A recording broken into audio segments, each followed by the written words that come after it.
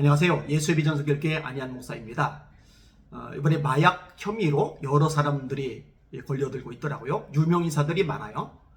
저는 영화 안 보고 드라마 안 보고 하다 보니까 연예인들을 잘 몰라요. 그래서 물어가지고 누구냐고 확인을 해보게요. 이번에 뭐 이선규 씨인가요? 그것도 누군지 전혀 모르겠더라고요. 그런데 꽤 유명한 연예인이고 이미지와 평도 굉장히 좋았다고 하더라고요. 또 아내 되는 분도 굉장히 유명하고. 그런데 이제 졸지 이제 구름통이 떨어져 있게 된 거죠. 그 다음에 유아인이라는 배우, 여기도 잘 모르겠는데, 어쨌든 이 사람도 이제 마약 혐의로 이제 처벌을 받게 되죠. 그 다음에 뭐, 지드래곤? 뭐 가수들도 뭐 전혀 모릅니다. 심지어 뭐, 지금 굉장히 인기를 끌고 있는 방탄소년단. 뭐 기사를 접하긴 하지만 그 멤버 이름이 뭔지도 제가 잘 모르니까, 얼굴도 뭔지 잘 모를 정도니까 한번 찾아서 얼굴이라도 확인하고 이름이라도 좀 점검해 볼까 이런 생각도 드는데 아직 그렇게 가지는 못했습니다.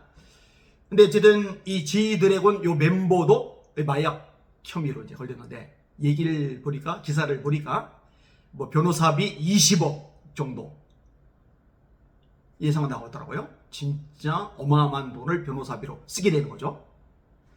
유전무죄, 무전유죄, 이 말이 왜 나오느냐? 사실 변호사비 때문에 그렇죠. 변호사를 쓰느냐 쓰지 않느냐에 따라서 판결의 결과가 전혀 다른 양상을 보이는 게 현실이거든요. 또 변호사를 쓰더라도 어느 급의 변호사를 쓰느냐에 따라서 결과가 전혀 판이하게 나타나거든요. 안 좋은 예지만 전관예우라는 게 존재하잖아요. 그죠? 예를 들어서 고위직 검사 출신, 고위직 판사 출신, 이런 사람들이 변호사가 되어서 법정에 딱 나타나면은 이 판사 위에 선배거든요. 한참 까마득한 선배거든요. 그게 영향을 미쳐서 판결에 유리하도록 작용한다. 이렇게 하면 안 되죠, 사실은요. 변호사가 아무리 이전에 날고 기는 위치에 있던 사람이라 하더라도 판사는 객관적으로 이 법에 따라서 공평하게 판결을 내려야 되는데, 사실은 그게 잘 되지를 않기 때문에 유전무죄, 무전유죄라는 말이 나오게 되는 거죠. 하여튼 변호사비가 그렇게 많이 들어가요. 저도 겪어보니까요, 이 변호사비가요, 이게 보통 일이 아닌 거예요. 참 많이 들어가는 거예요. 최근에도 이제 진행되고 있는 사안들이 있는데, 이 변호사비를 줬어요. 그런데 이제 승소를 했어요. 근데 저쪽에서 항소를 한 거예요. 항소하니까 이 항소에 대한 것들 변호사비를 또 요청을 하더라고요. 거기까지 줬어요. 근데 이전에는 그냥 그 변호사비만 받았는데, 이번에는 이제 단서를 달았던 거예요. 그 단서가 뭐냐? 성공 보수를 달라. 변호사비만큼 똑같은 액수 성공 보수를 달라.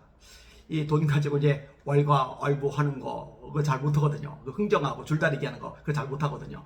그 가만히 있었어요. 그리고 이제 항소를 진행을 했죠. 그리고 제가 또 승소를 했어요. 근데 이제 성공 보수를 이제 달라고 하는 거예요. 근데 문제가 뭐냐? 제가 이제 성공 보수를 줄 돈이 없어요. 교회에다 얘기하기도 민망하고, 그동안이 진행된 것들로 있었는데 또 이야기한다는 게 이제 불편한 거예요.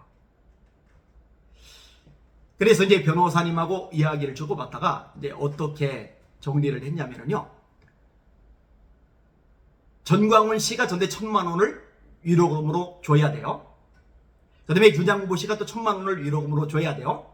또 윤영보 씨, 저희에 대해서 간첩이다.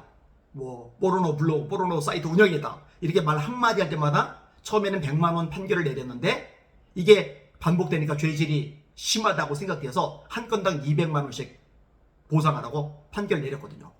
요게 전부 다 5천만 원 이상 돼. 그러니까 총 7천만 원 정도가 이제 들어오는 거잖아요. 그죠? 이제 그 중에서 이 변호사님에게 줄 돈, 그거 떼고, 나머지 것들, 주로 이제 또 다른 이제 소송 진행하는 거, 이동욱 회장님이 함께 데리고 일하는 그 변호사님, 그 변호사 비용, 그쪽으로 이제 활용한 방안으로 정리가 된 거예요. 그래서 그 위로금이 나오면은 성공 보수금을 이제 주겠다, 이렇게 얘기를 했는데요. 이제 변호사 사무실에서 또 연락이 오는 거예요. 제가 당황을 했죠. 그리고 이번에는요, 주일날 11시 예배 이후에 찾아오겠다는 거예요. 문제가 이렇게 왔더라고요. 그리고 실제로 이 변호사 사무실에서 왔더라고요. 다행히 찾아오신 분이 신앙을 가진 분이고 또 인격적인 분이고 제가 말하는 내용들을 잘 파악하고 이해를 하더라고요. 근데 제가 그분에게 솔직히 말했어요. 나 당황했다. 변호사님하고는 이미 얘기가 돼서 이렇게 거기서 돈이 나오면은 주기로 했는데 이게 변호사 사무실에서 찾아오니까 좀 민망했다. 이런 얘기를 끄집어냈어요. 근데 어쨌든 제 수중에 돈이 지금 하나도 없는 상황이기 때문에 변호사비 더 지출할 방법은 없고 어쨌든 그중에서 위로금이 나오니까 그 나오게끔 돼 있거든요. 그러면 이제 그때 정리를 하겠다고 그러는데 좀 재촉을 하기도 하더라고요. 어쨌든 불편하죠. 그러니 교회까지 예배 드린 후에 변호사 사무실에서 사람이 찾아와가지고 돈 얘기 끄집어내고 독촉하는 얘기 나오니 마음이 좋을 일은 없죠.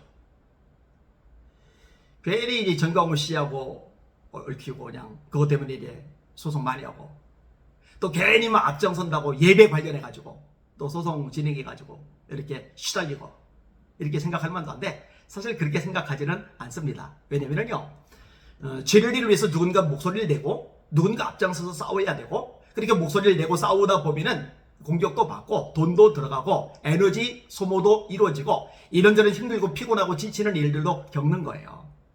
근데 예수님이 말씀하셨잖아요. 의를 위하여 박해를 받은 자는 복이 나니 천국이 그들의 것입니다. 나로 말미암아 너희를 욕하고 박해하고 모든 거짓으로 너희를 거슬려 온갖 악한 말을 할 때는 기뻐하고 즐거워하라.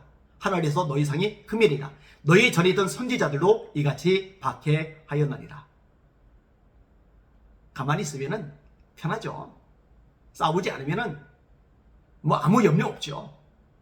근데 그거는 짓지 못하는 개가 되는 거예요. 도둑놈이 없는데도 짓지 못하는 개는요 무슨 의미가 있겠습니까? 불이익을 당하더라도 욕을 먹더라도 재정적으로 피해를 보더라도 또 공격 비방 속에 때때로 신음을 하더라도 이런저런 불편하고 고통스러운 과정을 겪더라도 비진리에 대해서는 목소리를 내야죠. 잘못된 관행에 대해서는 질타할 수 있어야죠. 그래서 저는 손톱만으로도 후회하지 않습니다. 또 기대해 주시는 분들이 많이 계시고 또 이런저런 방법으로 도움을 주는 분들이 많이 계셔서 감사한 마음 가지고 있습니다. 하여튼 별의별 일을 다 겪습니다. 그래도 하나님 앞에 상급이 있을 테니까 그거 기대하며 감사할 것입니다. 기도해 주시길 바랍니다. 날마다 주님 바라보고 주님의 이름으로 전진하며 승리합시다. 할렐루야.